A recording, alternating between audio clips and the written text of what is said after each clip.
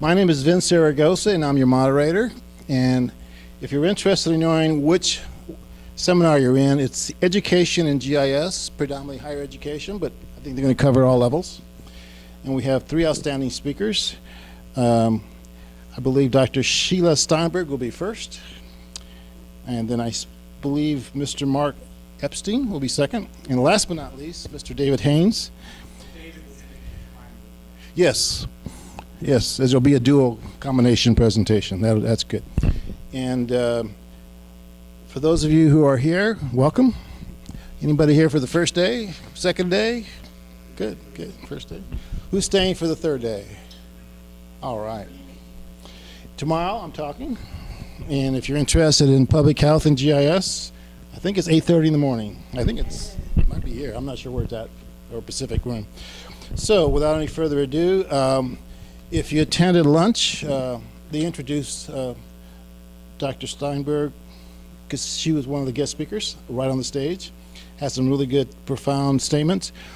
She is currently involved with, I think, believe it or not, the name of this talk is Geospatial Pedagogy, Teaching GIS Across the Higher Educational Curriculum. And she's a professor of social and environmental sciences, and she's a chair of the GIS committee at Bradman University, which I believe is in Irvine, correct? All right. Without any further ado, let's give us a nice welcome to Dr. Steinberg. Thank you.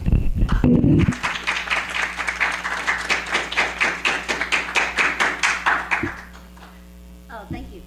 So, really excited to be here, and I'm happy to see all of you after lunch, because you never know where people go after lunch, but you guys came to a talk, so that's great. So, who am I? Well, as he mentioned, he said a few of the things up there. I'm a faculty leader. I lead in the discipline of GIS. A book author. I've worked on 3 books. We're just finishing up our 4th book for Esri. My husband and I are writing it on GIS for resilient communities. And I like to do applied research, and I'm also interdisciplinary. So that's a little bit about me. And so what about Bradman University, where I work? A lot of people, when we say we're from Bradman, they go, what's that? I haven't heard of it. So Bradman's part of the Chapman University system. We're distributed. We have about 27 campuses spread out throughout the state of California and up into the state of Washington. But we do a lot of work on online. We teach a lot online as well as in the classroom. And we're really committed to being the leader in adult education. Now that may sound like kind of a tagline or like you're trying to sell something, but really we do live it, and we do really try to empower our students with applied learning skills so that whatever job they currently have, that they can actually increase their viability in whatever career they're in and wherever they may be headed in the future. So I don't really have to spend much time on this slide, right? You guys all know what GIS is, but you never know. So we'll move beyond that because you all know what it is. What are we doing over at Bradman? Well, we're working together with Esri. We're a silver partner with Esri, and we're integrating GIS across our curriculum. Remember a long time ago they used to do something called writing across the curriculum? If you're a teacher, you might remember that. Now we're doing GIS across the curriculum, but at the college level. And what that means is the discipline maintains its integrity, but we infuse it with GIS to actually up the ante of the research method. So I'm really a research methodologist. I got into GIS in the 90s because I was taught to be a multiple research methodologist, qualitative, quantitative, and GIS was something that I learned back in the 90s. So some of the cool new programs that we're developing are some applied certificates that are listed up here. And these are a few course certificates that actually equip people with skills in a particular area like emergency management, but using GIS, and also marketing using GIS and economic development. There's some new programs that I've been helping to create. One of them in particular, the Masters of GIS and Data Analytics, and why that one might be closest to my heart is because it's interdisciplinary. It brings together my school, School of Arts and Sciences, with the business school. Now you don't hear that much about those two kind of schools working together, especially at the graduate level, but we're actually trying to put our money where our mouth is and say, hey, problems in society, they're not siloed. You can't just say that's a business problem, that's a social problem. We have to integrate them together. So that's what we're doing. We also have a Master's of Public Administration program that uses GIS. We have something kind of new and unique called competency-based. That's kind of like you pay one price for a year and you see how many competencies you can do, self-paced, like a smorgasbord. And that's cool, especially for adult learners. And we're doing some undergrad programs where we're integrating GIS. So we are one of the few schools in the country who've been approved by the Federal Department of Education to do competency-based education. So we're proud of that. So what is geospatial pedagogy? You know, I never thought much about pedagogy till I came to Brandman, and I've been a professor since 1997. That's when I first got my first teaching job. And I didn't think that I'm like, well, I'm a teacher. I go in the classroom and I teach. But as learning has evolved, as education has evolved, I've thought a lot about pedagogy. What's the best way to deliver information? And so at a place like Brandman, when I came there, they didn't have any GIS. And I'm like, what? You guys don't have GIS? Well, maybe I can bring in a little bit. Well, we brought it, and it caught on like wildfire, and now we're becoming a spatial university. So the pedagogy is really about being applied, as you heard in many of the talks today, this morning from Governor O'Malley, as well as the lunchtime fireside chat, really focusing on trying to solve problems, because that's really what people care about, is like, how are you gonna, that's great that you have this cool tool, but that's not gonna impress me unless you do something with it. And so that's where being a teacher is good, because when you interact with students, you can't really impress them, especially the young students. You can't go, look at this, boo. You know, they're not gonna be impressed because they're already pretty technically savvy. As we saw from Dominique's students this morning, so impressive that your high schoolers are just busting it out with GIS. So shout out to Dominique and her students. So we try to do projects to get people to engage with the community. Even though we're teaching in an online environment, we have our students go out into the community. We believe with adult learners that if you can connect the adult learner to a topic that they're passionate about, they're gonna remember it, and they're gonna wanna enjoy doing something with a new technology potentially. We also focus a lot on producing useful results, and so as we hear about policy from all of the people from Sacramento, Amy Tong, Mike Wilkening, and Governor O'Malley, we realize, like, so what if you have data, but you have to do something with it, you have to make decisions with it, you have to basically inform policy. So when we create programs at Brandman, we always include a policy aspect. Never just have them write a paper. It's always like, and what are you going to do about it? So what? What's the policy? So strongly teach policy to all the students. And to be able to communicate. Nobody cares how smart you are or how much data you sit on. If you can't speak to people, if you can't demonstrate visually, it's no good. So this is what we teach also. Leadership, communication, those kind of things. So why did my university go down this route? You know, we're all in the room. We're kind of bought in, right? Preaching to the choir. But when you look at what does the U.S. Department of Labor say, you know, it says that there aren't enough people with this skill around, in a nutshell. And so we're trying to increase the workforce and to train people. Like, as we heard, there's not enough people out there to do this kind of work. So my university is very careful before they design a new program. They do their homework and they look at what is the different data sources say about what the needs are. So geotechnology has been noted by the U.S. Department of Labor to be one of the most important and emerging fields for the coming decades. And it's a market that's growing at an annual rate of almost 35%.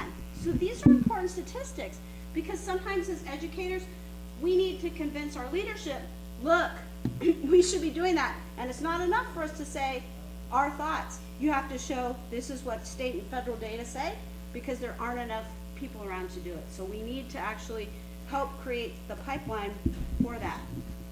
So one of the early programs we developed in this area was a business intelligence, data analytics degree, and it was focused on 4 courses. You don't need any prior experience, and we basically taught students who are coming at things from a business standpoint how to think about them spatially.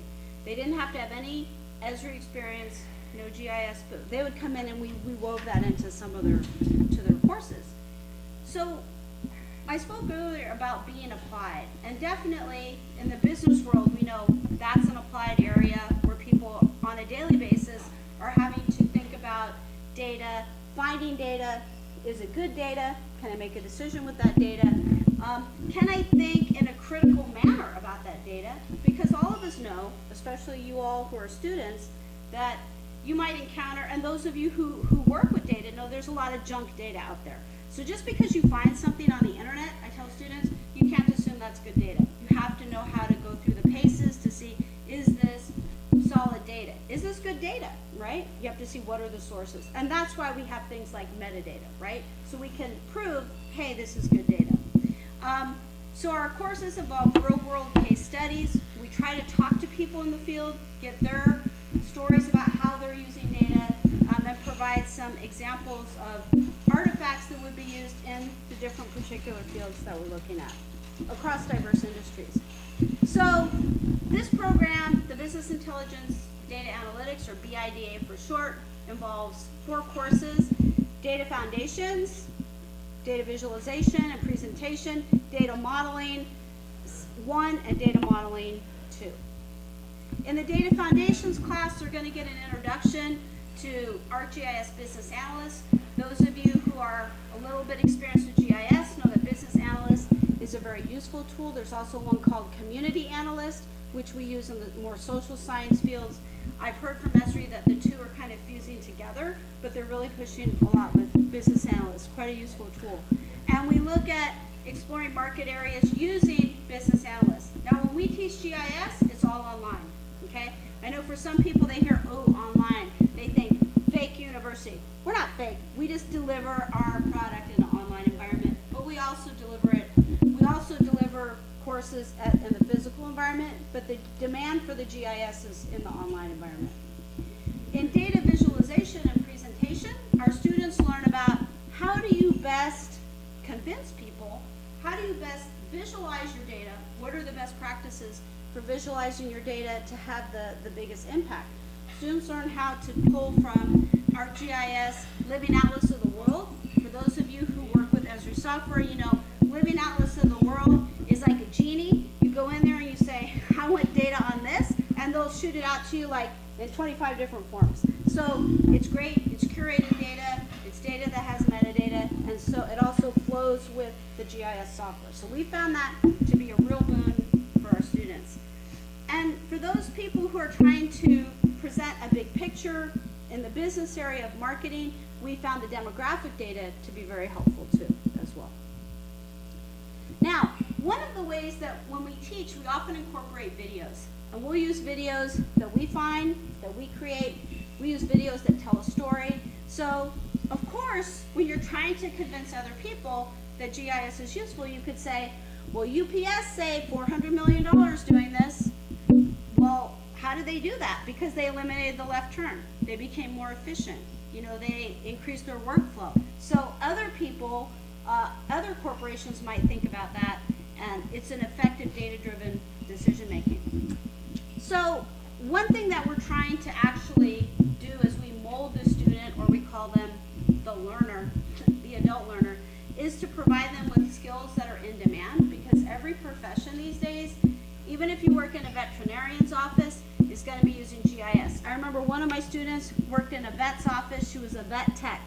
And she got so into the GIS, she was coming at it from social sciences, that she started making GIS maps for the veterinarian to show like where the needs are, where the dogs are, how could they best distribute the dogs to certain communities. I know we got one of our dogs from when they do clear the shelters, and right, sometimes you need to ship the dogs to another community that has more of a need for dogs. So it's thinking spatially about any problem, even dogs, right? Dogs and cats. So it was cool to see that light go on for the vet tech in my online class. We try to think about the environment as well, because we know that we're not existing in a vacuum, and that when we make social decisions, of course those are impacted by our surrounding physical environment as well. And we know from the talk today that the best decision making occurs with the best data. And you have to be able to communicate about that data as well. So when we create a class, we always create a video at the beginning of the class. I'm not going to show the video, but what we tried to do in the introductory video is to say, hey, in this class, you're going to learn how to use Insights, Business Analyst, ArcGIS Online, and Story Maps. And these are some of the Esri tools that you'll be able to put in your back pocket when you walk away from this class. And part of this geospatial pedagogy is teaching it, reinforcing it again, applying it, and ultimately like solving the problems with it and ending up with a capstone. So this is really our approach, which maybe that approach could be useful to some of you all who are designing similar programs. So we also try to deal with the issue of finding data. And you know, finding data, good data can be difficult. We encourage our students to use data from their own places of work, but we also encourage, if they can get access to it, but we also encourage them to get access to public data sets. But the best way we tell them to access that is through the Esri portal, which is called the Living Atlas of the World. So if you haven't yet checked out Living Atlas of the World, I would encourage you or your students to check that out, because the data is already curated and it's set up in that format that's ready to use. So they have census data there already ready to go in the right format.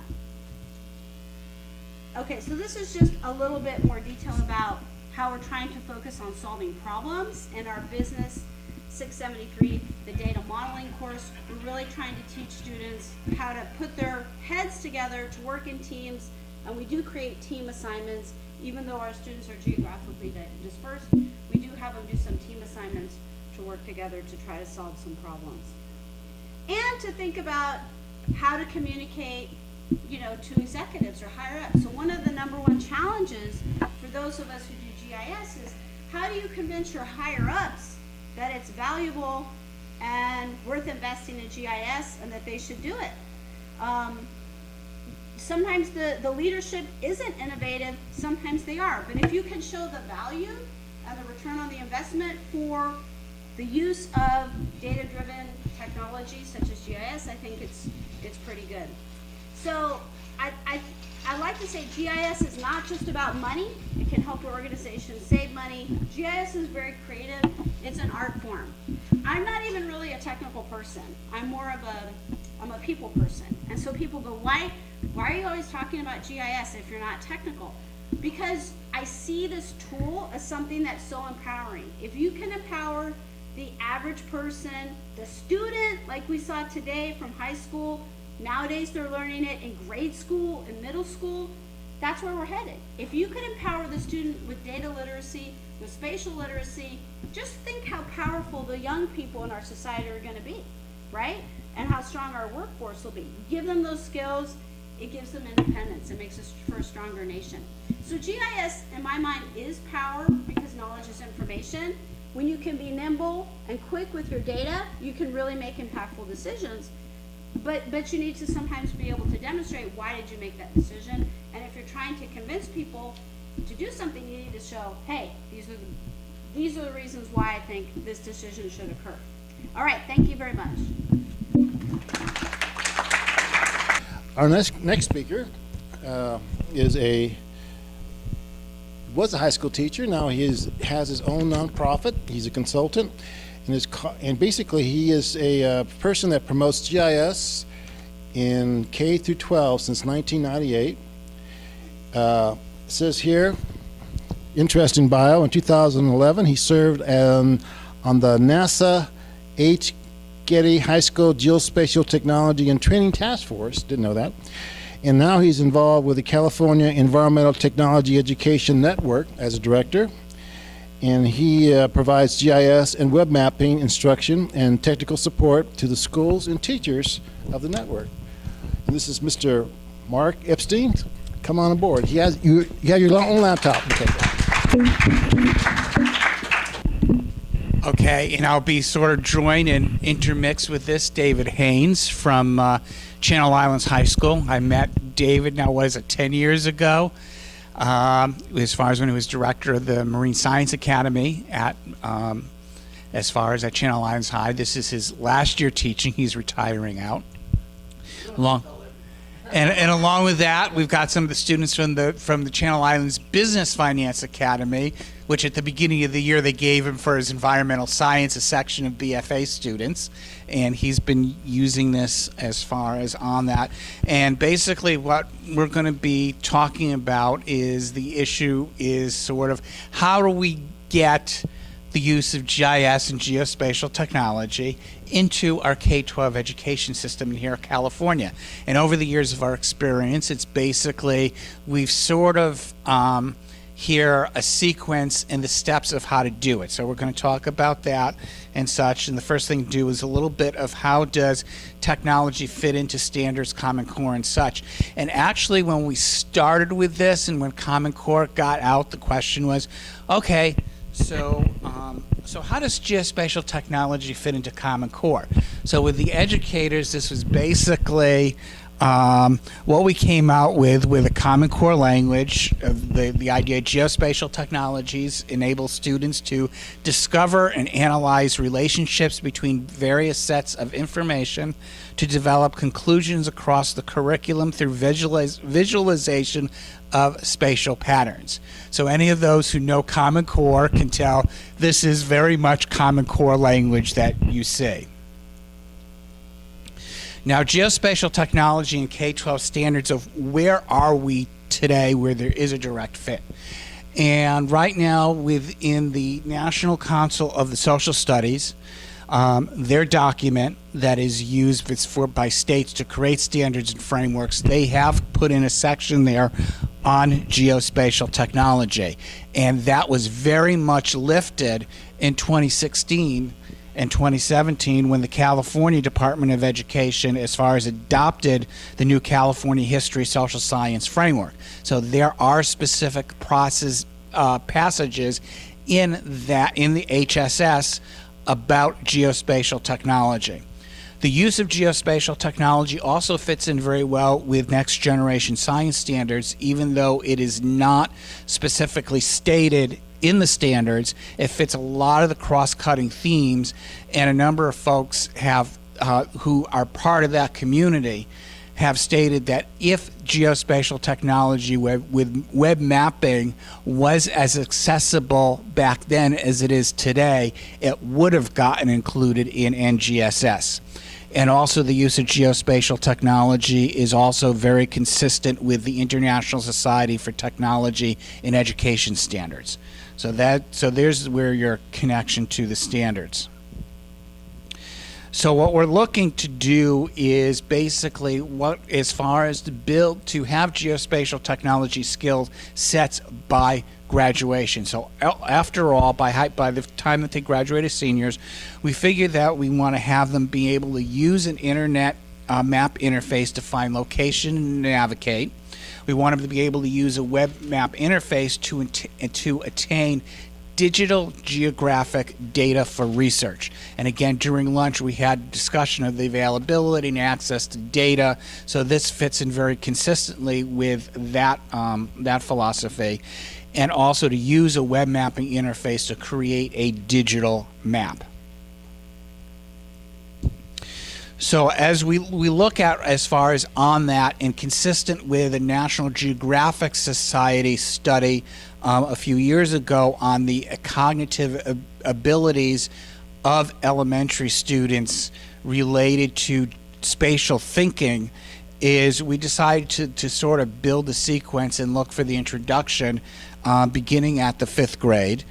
And in general, as we moved up the grade scale, to align what we were talking about to appropriate computer skill sets, and to also have the use of the technology, its application across multiple content subject areas, that it doesn't just get siloed into the technology class or something else. And the other thing that we have to keep in mind is that we're talking about a technology that is dynamic and ever-changing.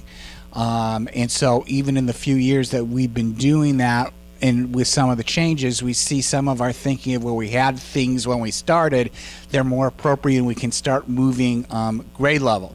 One of the things that sort of sat in the back of my mind as we did this is 2-3 years ago at an educating career conference, sat on the session done by Microsoft on their Office and the Office suite and some of the other stuff for career technical ed, and the folks from there, Microsoft, talking that you had an awful lot of the high school business type academies using their certificate program on Office Suite as the senior capstone project, and they sort of made the comment says, well, right now with the sophistication, the ease of use, that's really now at 8th grade level. So we understand that there is a constant dynamic change, and even in the short period of time, we've seen certain skill sets that we can push down on grade level.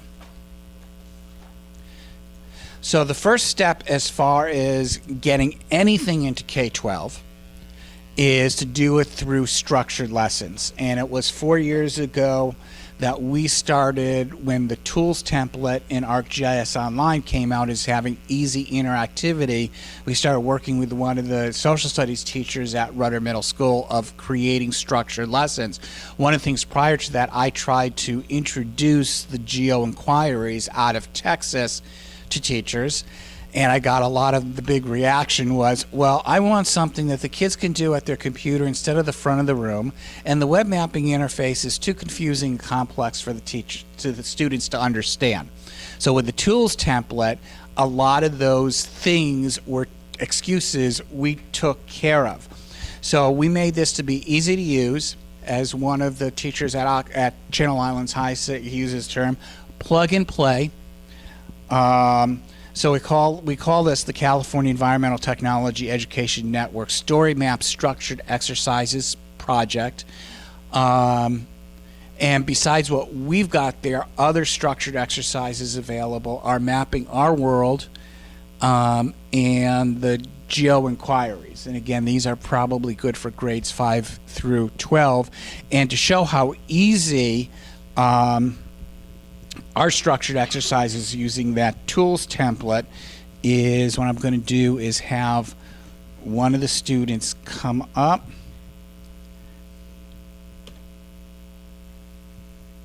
and here we go, and just demonstrate as far as how it works, because they just did this a couple of days ago. Well, this was used in our classroom. It's a easy tool to use. So as a layer, you could display as take off. Let's say you want to take off the watershed information. You click on the little check mark and it takes away the watershed information. And let's say you want to go to the runoffs. This one right here. Or let's go with this one. Oh, never mind. Let's go with this one. Yep, yeah, let's go with that one. And then what you can do is you go to that button right there, and let's say you only want to see so much of it. You can change like the shading of how much you want to see of it. Let's say you want to go to dark, you would go to 100%, and you can just keep changing it like that. Or that's pretty much how it is. It's an easy way to use in the classroom, as we used it in ours. And there's also, it gives you more explanation of which one it is. So the coloring, as explaining. Oh wait, Lana, not touch. Oh. I'm not used to it like this. You can go to different types of lakes or different post-it. Oh. This one gives you more information about the post-it note and where it's at. So this is, how do you say it? Thank you. Jesse. Jesse, is this online? Yes, sir. This is actually we got it off. Which one? Here, let me explain that. Yeah, basically what we've done is with each school site with the service, we create a gallery of the lessons at grade level appropriate or what the teachers in that school want to have available, and we give them a link to that gallery, so the students go to the gallery and pick the map, and then the lessons are in PDF. We provide the school with a number of CDRs, and then anybody who wants directly, that gets emailed. You know, as this gets up to scale, one of the things that I really want to do is to be able to get it all online at a single site. and have each school site having a username and password so they would be able to grab things. Now, from my perspective, how the technology has moved and what I see going on the East Coast, we should be way past this. And our service should be that the teacher should know how to be able to make a story map, and our service should be having specific layers built to supplement what is in the ArcGIS online library. And I would say that we are, at least the states in their K-12 system, I would say particularly New Hampshire, Virginia, and Arkansas are sort of out there in lead, and some others, that we are probably in reality about 6-7 years behind where they are, if not more. The state of California is that far behind? Oh yeah. Well, basically, of the states is that even though California is the home of this industry, it has the least utilization of an instructional tool in California K-12. There is just a lack of awareness and indifference in the state. And it's not only this, it's with a lot of emerging technologies, and a lot of that problem is really on the doorsteps of the policies and culture of the California Department of Education. And I have had some very unkind words for them about them at the Capitol. So on that. So let's go.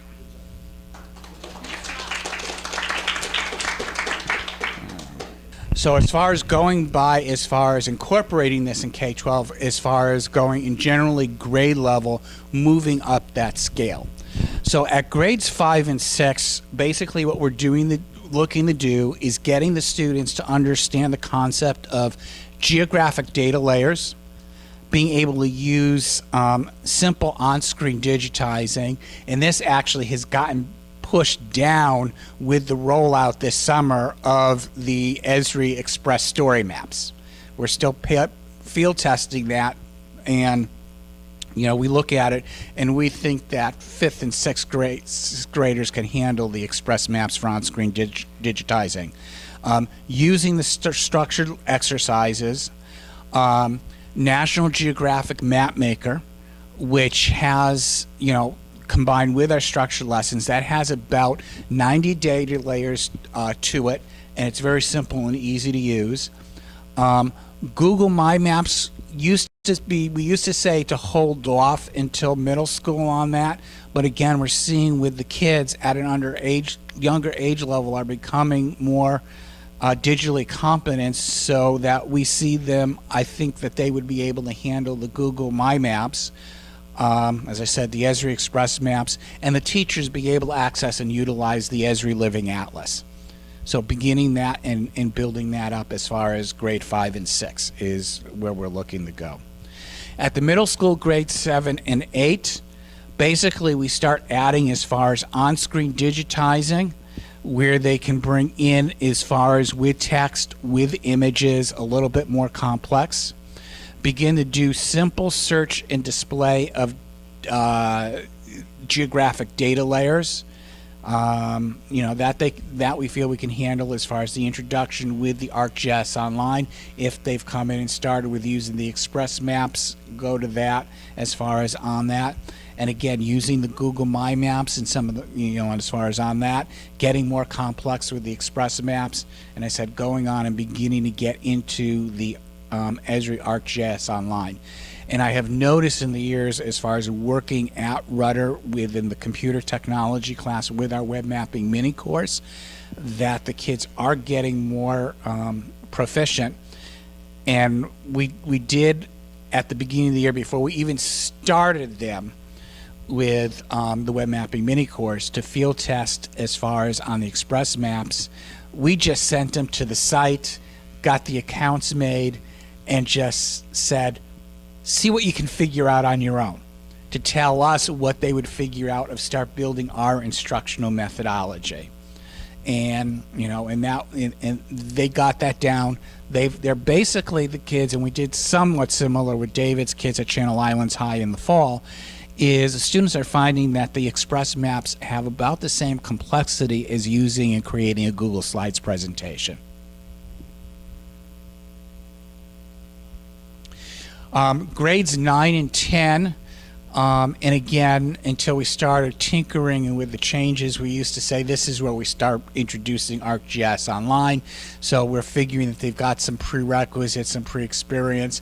So basically being able to use on-screen digitizing, having links in there, being proficient in searching for digital geographic layers, proficient in using symbols, changing symbols, classification of data in symbols, creating and importing custom data, being able to create a web application or story map, and use web mapping to analyze problems and support arguments. So this is basically that in grades 9 and 10 they should become fairly proficient in using ArcGIS Online. And I know David, with at least these skill sets, he's real big of having them be able to create and import custom data.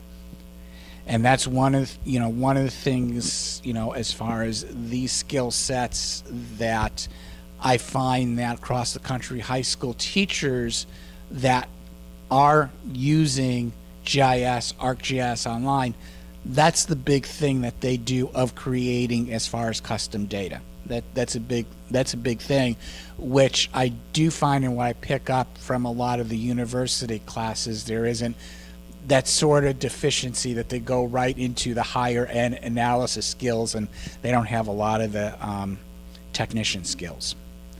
For grade 11 and 12 is basically providing them the awareness of the additional tools available in an ArcGIS Online subscription account. And there, that's the option. Does the school want to have the kids have, or a select group of kids? That's another variable. Awareness of GIS software and their capabilities. I mean, at David's schools with Channel Islands, we have in the past and stuff is, instead of trying to deal with ArcGIS or ArcGIS Pro, we've been using in with those schools the QGIS software, because what I find is when at the high school level, when they want to use software, it's basically creating a shape, or what's now the terminology, feature service, with data attributes behind it, as far as with the on-screen digitizing and then being able to import it into ArcGIS Online. That typically is the key reason that high school teachers would want to use an actual software beyond what's in ArcGIS Online. And again, getting into how GIS technology is used as a workplace skill across industry sectors. And that's something that is a lack of awareness again at the school level, at the high schools, of how much the use of this technology since the development of web mapping has exploded across industry sectors. And I guess it was a couple. It's going to be widely used, and probably to be able to build a web map is going to be one of those skills, like knowing how to use PowerPoint, Excel, and Word as a workplace skill.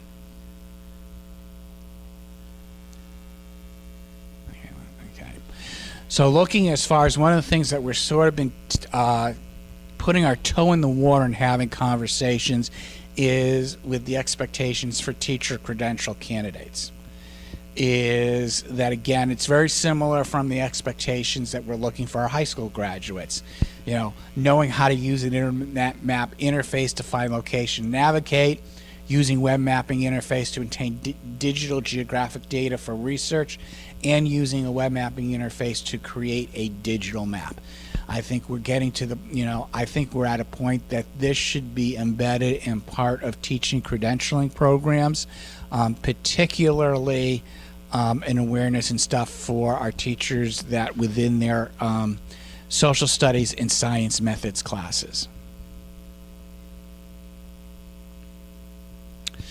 For our teachers' expectations, and not only in this, emerging technology in general, one of the things is we need in K-12 a change in culture for a continual adjustment. I mean, we're in a day and age where we've got rapid changes, and we still have the culture of what you need to, what you know today will be outdated in 5 years. And right now, we don't have in the culture of our K-12 educators with the teachers in that, it's still a culture. Once I get my feet wet, have my 5 years, get myself satisfied, I'll do basically the same thing for the next 15 to 20 years. So that is adjustment that we need to have in the culture of our K-12 teachers, not only in this, but dealing with emerging technology in general. So on that, David, you want to put anything in there, your comments? Yeah, I can see by that look. Hi, so my name's David Haynes. So I've been teaching at Channel Islands High School for 20 years, in education for 26, and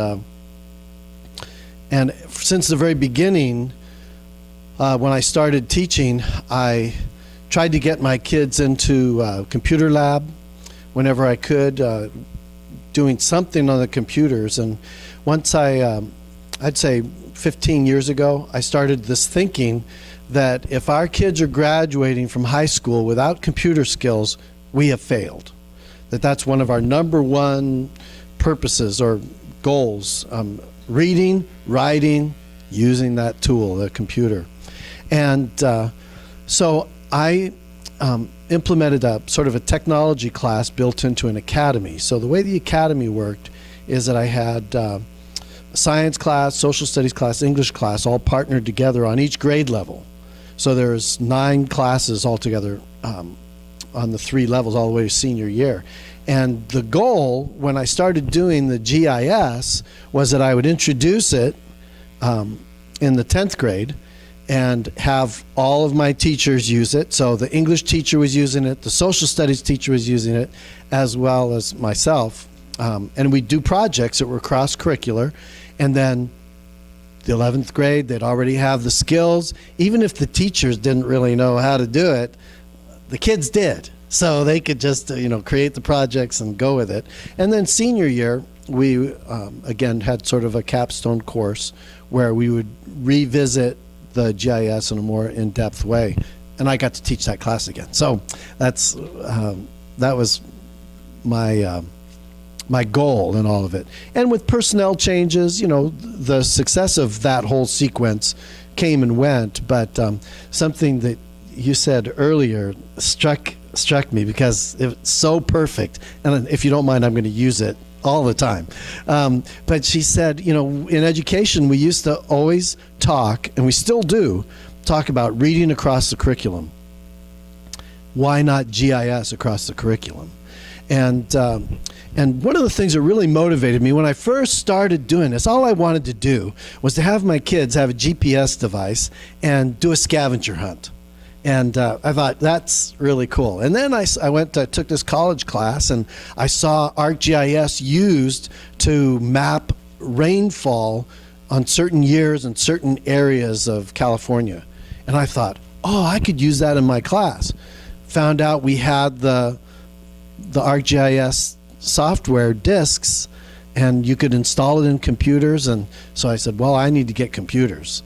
So we got computers, we got the laptops, and then found out the license was no good. Well, along came Mark, and he says, there's ArcGIS online, and it's free, and you can get you started on it. And I'm like, okay, yeah, this is what we want.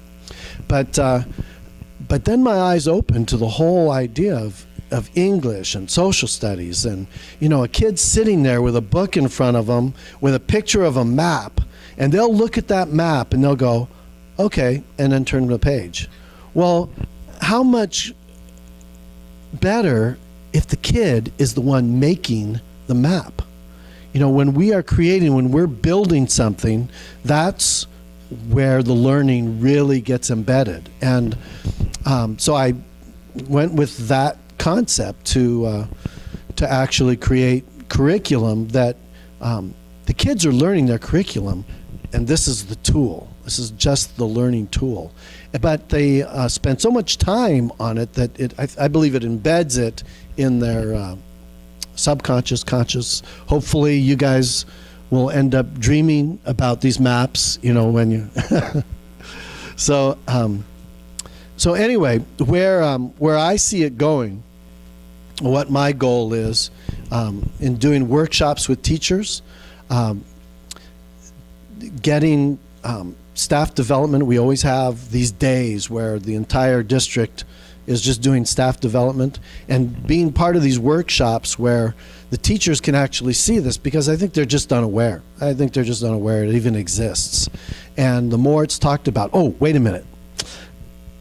They are aware it exists because they use it to go everywhere, right? I mean, how many people, I've said this so many times, how many of you used your map to get here today or yesterday? And we use it all the time. Where's the next restaurant? Where we're going to find a place to eat. We're using it all the time. But somebody had to input that data. Someone had to build it. This is a career that these kids can be aware of, or be made aware of, that maybe we're just embedding it in the curriculum, but ultimately they'll have some skills that they can take with them and go into the workforce. I've already had students when they get to college sit in a class and they're doing something with GIS in their class. They go, oh yeah, I did that in high school. They look at them, what? You did this in high school? Yeah, let me show you how that's done. And they're showing them. And they're going, well, this is great. And so many times we've done workshops with Cal State Channel Islands out in Oxnard, where we've gone out and done field studies. And they say, okay, now you're going to be using this GPS device. And the kids are like, oh, I don't need that. I already have it on my phone. You have it on your phone? Why? Well, we did it in class. So the more and more that we have kids exposed to it in any way, the more powerful the tool is for their future, not just to help them learn our stuff in our classroom, but a tool that they can use and maybe find their career in. So.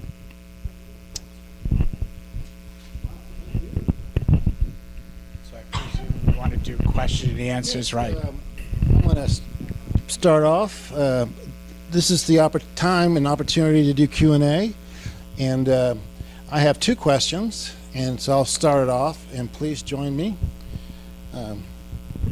First question, and I'm not sure, I guess this is a university question. Is the university going to be offering any courses in GIS programming on your certificates? Question number one. Question number two, has the high schools, or have you considered introducing remote sensing? Because as you know, in 2008, I believe, the United States has a lot of federally funded Earth observation satellites, and they made Landsat imagery free. And you can download it as of 2008, and it covers the whole world. They take pictures every 2 weeks, and you can use it for physical and environmental science, for monitoring and detection. And is that something you might be considering in the future for high schools? I'll be probably quicker than you. So in our university, we are starting a new competency-based program in information technology and GIS. And so that's about as technical as we'll get, but that will, again, be self-paced. That will be self-paced, and so, but yeah, we're going to offer that, but we don't offer like GISP or any. The certification, the certificates we're doing are really about integrating it into things that hasn't been integrated in before. Yeah, a kind of applied work type things. Yeah. Yeah, as far as on the remote sensing, and I did not include that in there, it could be as far as in the future, is one, we do have on one of our structured lessons designed for high school physics that we call reading reflected light, which uses one of the interface. If you're not aware, and now I can't remember the name of it, but Esri does have out an application, I think it's called Landsat Viewer or something like that, where you can bring in, you can zoom in, you can change dates and stuff. So yeah, that is something that I am looking to at least an awareness to the teachers where it would fit in as they become proficient. We haven't put it in as yet as anything designed as far as curriculum, but yeah, it is, again, one of those new tools that have come out that, this is available. I've got the link to it on our website on a list of resources. So as far as on that, I did do a couple workshops as far as remote sensing and remote sensing software, but it's been a few years on that. But in general, a lot of that stuff I think is a little bit complex for high school students to use, but we definitely do want to have an awareness of what it is, the differential as far as on the different bands and combinations and false color.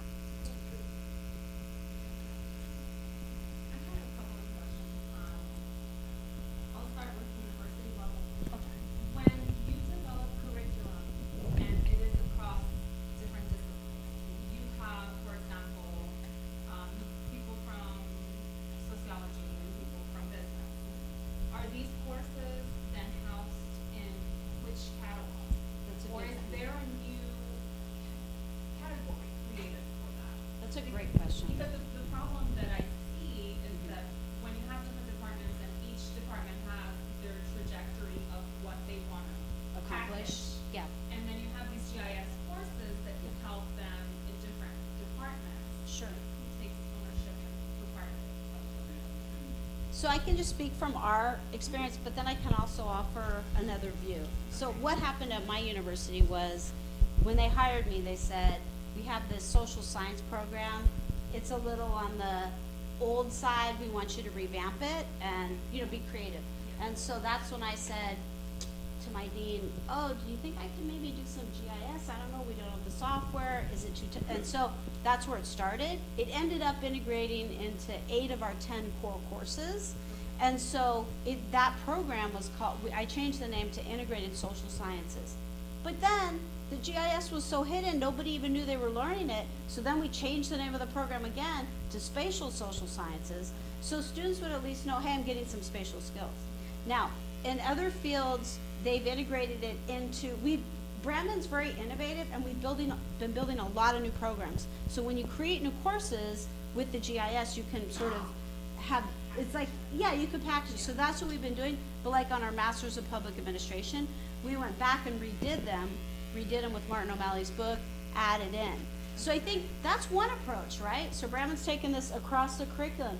But another approach my husband and I were discussing, because he does a lot with GIS too, was that you could also have a block of a series of classes that then you plug and play into different disciplines, right? So it's not like every discipline has it, like we're doing, although it tastes a little better to the social scientist with the social inequality example versus a business example, right?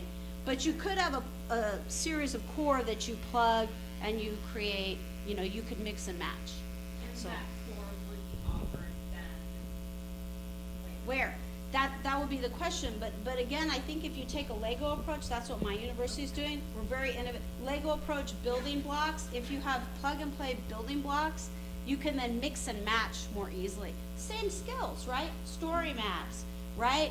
Learning to overlay, the kids are learning this. This is what we say. And so I'm so glad we're in the session together. The kids are learning this in like grade school.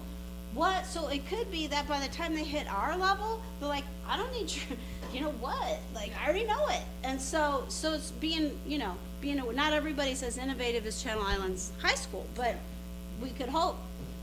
And I have a question also for Mark. Okay. Yes, Mark. Yeah.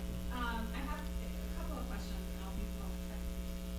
So, first of all, how do you handle the funnel issue of teachers? And I come from the mother's perspective. I have 3 children, big age after and we've moved around. So I've been to 3 different school districts Right. in California. And in all 3 school districts in California, we've seen the same problem. We have the IT person that's in charge of teaching kids computers is the librarian and has free time.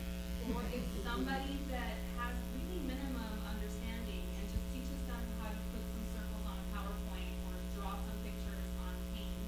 And it's really limited compared to what kids could do even on their own if they just sit there and tinker with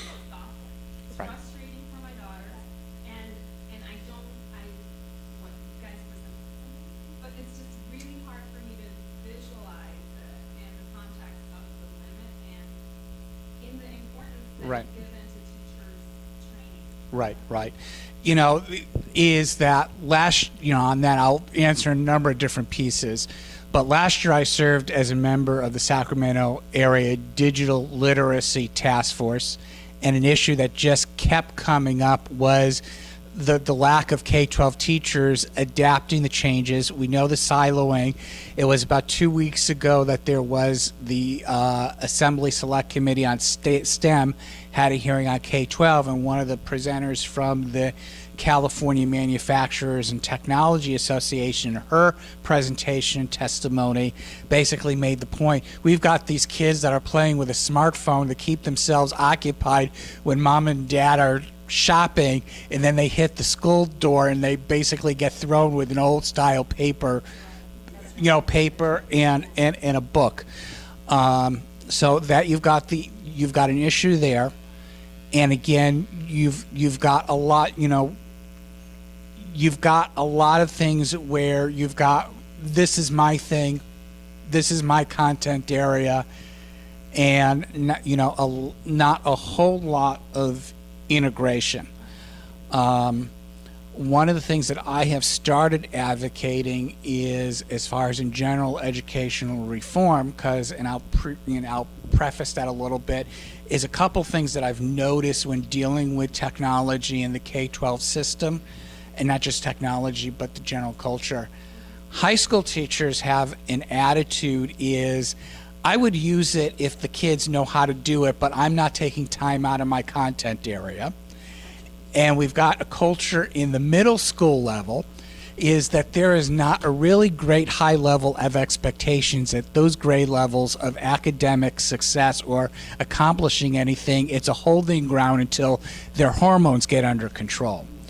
So my recommendation in my working with the last few years with middle school students as this technology and working with it is, I have found when it comes to technology that the middle school students are the best tinkerers in the world with this stuff. And my recommendation has been in educational reform. Well, since we've got this attitude about academic accountability at the middle school, let's de-emphasize the academics. Let's reduce the class time that we use per se for the content standards or whatever you want to call it, and let's put a whole new emphasis on having them learning and utilizing and knowing how to apply the technology, so that when they leave there and they go to the high school, they have those tools down. So I think, am I getting to yeah. My daughter's in middle school, and her friends, and her, they do stop motion animation. They do video on their free time. They are editing things. They're drawing, taking classes in their time off that Right. enroll them for, Right. to learn how to draw on their tablets and do art and do things with technology. And of course, well, I do GIS. My kids also know Right. that. But in school, just really fast. Right. Right. We have a representative from Breton University. Vice President Terry, and she has a comment. Go ahead.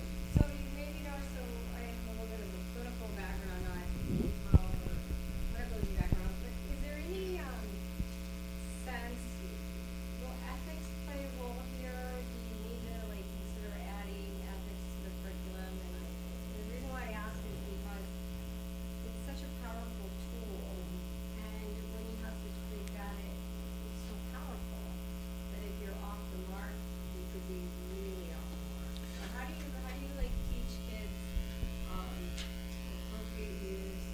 Right, and in the appropriate use as far as digital tools in general, that is something that is coming into as far as in the school curriculum. I know that the teacher that I work with at Rudder Middle School with her computer technology class, that is a section, and teachers in general, is appropriate use of digital resources. So that is something that is beginning to get discussed and is being included into the curriculum. And we teach that when we teach, anytime you're teaching GIS, you must teach ethics, because the potential impact of how you're using the information or misusing the information, even innocently, can have a negative impact. just like the doctors say, first do no harm, same thing for any research methodologist. You know, GIS is just a tool that we're using, but it's so easy to kind of, you know, misinterpret that you really need to understand that the ethical use and that you need to give your data back to the community, right? If you went in and you gathered it and you ran away, great, but you got to give it back, right, so they can do something with it, right? Yeah. For your school community, your school. Right. Yes, Dominique. How many teachers at your school use GIS? You're retired, this program will continue. Well, the hope is, yes, that it will continue. But the teachers who are trained and who know how to use it is probably probably half a dozen, six. That's pretty amazing. Six, if we include teachers who are, like Ms. Powers, who are willing to incorporate it and are working on it. I have 7 or 8 teachers, and that some of them are, Mark and I actually did a presentation to the English department in September, October. Yeah, it was September. And there were a lot of English teachers that saw the value in it for their classes, who are just waiting for me to come in and teach their class for them for a day and implement some of the strategies. So we don't have a formal training program, but we have in-service days. And so in-service is when teachers get trained. And usually we're trained by our colleagues. You know, and so I sign up for those days. So March 16th, I'll be doing this type of workshop that we're doing today, district-wide. So we're presenting to the entire district. And our district has invested in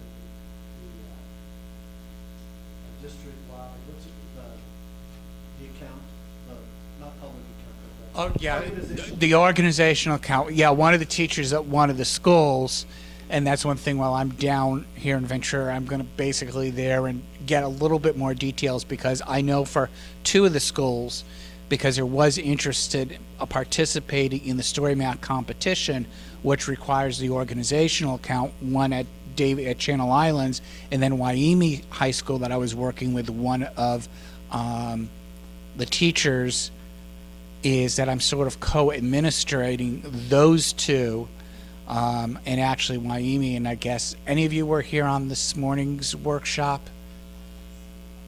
No. Well, Dominic, Dominic, I think it was your comment about the credentialing issue, is that she was basically taken out from working with one of the academies because her course on her multimedia was in the business department, and they wanted to use it for fine arts, so they no longer use that class because she wasn't credentialed for fine arts. Again, the stupidity of what the Commission on Teaching Credentialing has been doing over the last few years.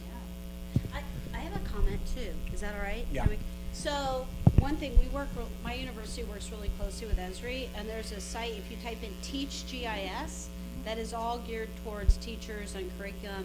And I'd also suggest to go look at ArcGIS Learn, because what's been being built up over the last few years is a collection of lessons, online lessons, to teach people, students, whoever, about different aspects of GIS. So those are some things you could look at in the online environment. Also, just to address your comments about how kids learn technology, you know, not every kid takes like a technology class in the high school level. So incorporating the computer use in every classroom, except maybe be a little hard to do. Well, I guess you could use my map, my workout.com, you know, I think your phone out there, map your run, the track, yeah. So there are some things, but like my school this year have just went 1-to-1, which means every kid has a Chromebook. And next year, the rest of the high schools in our district will all get 1-to-1 computers. So the English classes will have online books they can use, social studies textbook will be I've used science, well, our whole department, we developed an online book, textbook for biology. So the schools are going this direction. And actually, the superintendent at LA Unified talked about, why are they putting iPads out to the students? And why are they, especially in schools where 50% of them don't come back? And our commitment at our school is the kids get to keep the computers. So they'll get it as a freshman, and if they take care of it for the 4 years it's theirs when they leave. And so, I think they have to pay a token $5.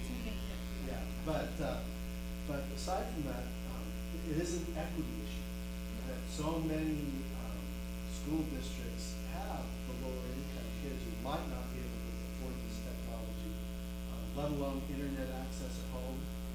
We provide hotspots for the kids who don't have them. It's a commitment that our district has done, and pretty much our entire, to my knowledge, our entire county pretty much is, Ventura County is headed that direction. Yeah, and I'll interject a couple comments as far as Dave said. One, as far as on how the students learn and stuff. One of the things that I've banged heads with folks at professional workshops of using emerging technology is the attitude and culture of teachers is, well, before I can use it and present it, I have to know how it works, every little detail, and the way it changes. I basically say, no, and that's designed, if you were in our web mapping mini course, you get them out the basics, have an idea of what you want as an assignment. They're going to figure it out, and you're not going to be able to keep up with the changes. They'll figure it out faster. And let's see, and then what was the other thing that I wanted to comment on as you were saying? What was the second part of your answer of what you were on the equity of devices? One of the things that I have suggested at the Capitol dealing with getting devices in the hands of students is that use the state tax system with some sort of voucher or refund with a list of devices for the retailers, because one of the things that I have noted on the school districts that do provide devices is they stuff it with so much security and filtering devices that it triples the cost of the device by unit. So, and they're worried about liability and legal responsibility. It says you're going to save a hell of a lot of money if you just give the parents, a form that goes with their taxes and give them a voucher for retailers that they could take it to. You're going to cut your costs by a third of getting the devices in the hands of the kids. Yeah, so I guess it's for both of you guys. So I'm in a nonprofit, a social justice nonprofit. So we deal with students with low income. Equity and social justice is the framework of all our jobs. So I guess my question is, do you guys know of any resources for GIS people to become better teachers? So I'm not a credentialed teacher, but we're starting to do a program with our youth department where we're going to teach them about social justice GIS and how to be civically engaged using the mapping platform. So do you know of any resources for GIS folks who want to teach? And I'm not going to partner with a credentialed person, but that's the avenue. Well, there is a program out there called GeoMentors. I think Eurissa's part of it, as well as Esri. And again, another thing at the Capitol, and I actually have drafted and worked with one of the committee consultants on a bill dealing with emerging technology, of being able to get technology professionals as an incentive to be in the classroom, and this is particularly for the high school, that they could be for augmented instruction and partner with a credentialed teacher to be authorized to be a teacher of record. Because I personally believe that, when it comes to the rapidity of technological change, no matter how much professional development you do, the teachers, it's getting to the point beyond for them to completely keep up, and you need to have that hand holding. So if we need to get more of the professionals into the classroom, working with the teachers and the students as well. And one of the things this came out with what I was doing with the web mapping course on the augmented instruction in the academies, that the kids had a tendency to blow off the assignments from me and with other folks that had experts come in. But our thinking was, well, if we could do what our mini courses, like the colleges do with science lecture and science lab, as a 1 credit that shows up as a separate grade, they're not going to blow it off. And basically what we all got around the state from the administrators, we can't do that because of the Commission on Teaching and Credentialing. Right. So, also, let me share some stuff with you, Sophia. So, I mean, Esri is moving down that direction, and I think they're realizing that they're creating some strategic partnerships to kind of move in that direction of micro-credentialing. There hasn't been announcements yet, but there's stuff in the pipeline that's coming. And I would also say check out the Teach GIS site, because the Teach GIS site is all set up for teachers to access these online teaching lessons and with lots of resources. So I know we've had a presenter who's shared a lot of what he's done. There's a lot of stuff that's also available on the website, and I would keep your ears open, because those announcements will be coming out probably at the users conference. I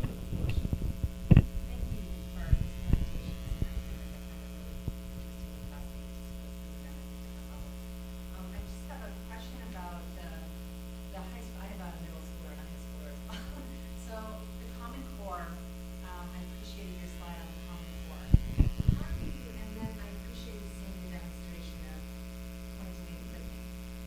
How are there standard learning outcomes that are associated with each of these lessons to link them back to the Common Core so that a teacher can say, okay, I'm teaching a unit on watershed. This is what they can use to understand a watershed, rather than Right. just, you know, okay, it's fine to point and click, but they know how, like everybody said, they know how to point and click since Club Penguin, right?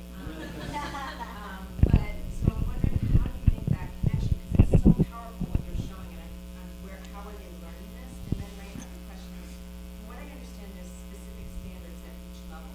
How do you make GIS and integrate it so entwine it with the standards so they have to use it? Right. On that, as far as, and David can attest to this, is when we started building our structured lessons program, we're out about 130 lessons. That is one thing that the teachers, all of them, did, was to keep my feet to the fire, is make sure you're making lessons that we are actually using that goes along with our curriculum, and we don't go off on a tangent. So on those 130, they have been very teacher driven.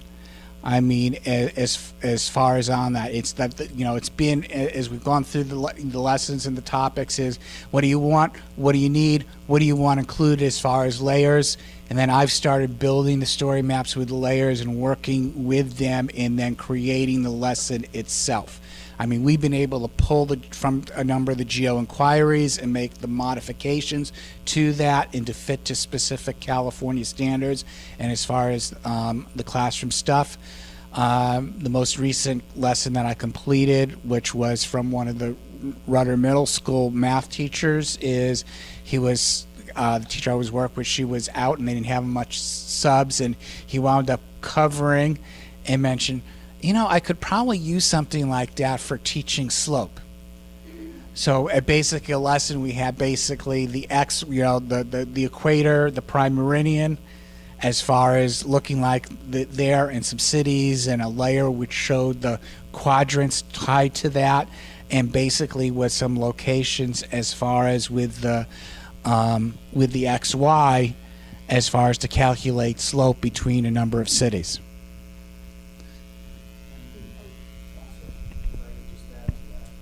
Just to put Common Core and NGSS, the next generation science standards, in a nutshell, the focus of all of those is to get kids writing and to analyze technical data, and that's NGSS. But getting this writing component, so we mentioned earlier reading across the curriculum, but really the new focus is the writing, getting kids to write. And one of the things cool about the maps is as you're developing the map, and problem solving. So if you look at any of these projects that are on the board packet, which are all done by middle school and are amazing, and if you could have heard the kids talking about their projects this morning, they have they're all solving problems. So from the fires to pollution, plastic pollution on the beaches and even at their school, to a dive boat accident. They're all part of solving a problem and using this data to solve that problem. And this is, it really embeds a lot of the Common Core and NGSS standards just naturally. And one of the things too, as a teacher, we have kids do PowerPoints. You end up with a big bunch of writing that you've seen before up on the screen, If they just cut and paste and put it into a PowerPoint. The format of the map requires that you take information and condense it. And that's another good skill for kids, to be able to summarize and take a bunch of information, put it into a little square that tells a story.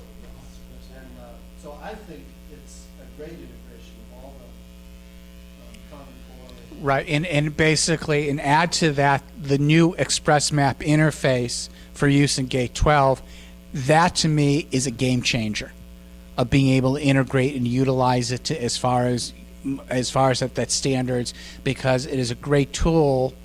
And being as complex as the kids have found as doing a Google Slides presentation of integrating geography, writing, and technology. I'm going to ask if there's any questions from the student body regarding this session. I'll ask a question for Jesse. Jesse, if you were to show this map to somebody like your neighbor, what would be your purpose behind it? What do you think they would see, or what do you want them to interpret? What's the purpose? The information that you're able to get out of it. See, a map tells a story, usually, and a map provides information that perhaps a lot of people are unaware of. A picture is worth 1,000 words, yeah. So instead of giving them 10 words, you're giving them a picture, a map. What do you want to convey when you do that type of mapping?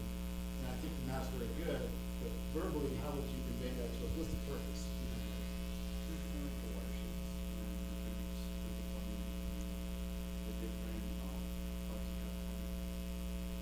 I noticed you go beyond California. So one takeaway is watershed does not follow political boundaries. Am I correct? Correct. What that means is that a watershed is a physical boundary, and states are political boundaries. So what happens in Oregon affects California. Is it good in Nevada? Yeah. What happens in Nevada affects California. So one takeaway, you could always say, if we have a watershed problem, it's a regional problem. There's more than one state. That's one takeaway. I think yours is correct. How watersheds interact. Anything else that anybody wants to add to that from the student body? Did you have other work on this map? Oh, I'm sorry. Go ahead. So about like the mention on it, versus science, or AP classes, because it's all things like college work, which have a very specific code. How would you convince the college of trying to integrate GIS with these classes? Because as you know, GIS classes is work, like the first one past. Good question. I'm not, I'm going to go off a little bit on a tangent on that. Is one of the things is that I know in the process of designing the state science exam is that they are looking to use as part of that will be online as some of their questions of using and interpreting from a web map. I don't know how far that they've gone into that process, but I mean, if they do follow through and include that as far as on one of the state exams, that's going to move something in as far as the K-12. I think for the college boards, I think a lot of it is just the development of that inquiry and analytical skills. I see somebody here chomping at the bit who wants to throw her 2 cents in. Yeah, is that okay? Yes, All right, thanks. So I would just tell you that the AAG, American Association of Geographers, they're actually working on this as we speak. So they're trying to, because it's a natural fit, to integrate the GIS into like AP Human Geography. And so my son's in AP Human Geography right now in high school, and his teacher is using GIS, and she is teaching GIS, and or using it to illustrate, right? And so I think that that is occurring, but the body that's working on it at a national level is American Association of Geographers. And I also do know that is in the process of being developed as an AP GIS. So that also may have an impact as well. And another area as far as getting that is if we saw, as far as with earth science curriculum, if there was a real push that using web mapping as part of earth science. My personal view is with the data available in ArcGIS online data layers from USGS and NOAA to do the standards in earth science, you're really approaching negligence in today's world if you're not using ArcGIS online as part of an earth science class.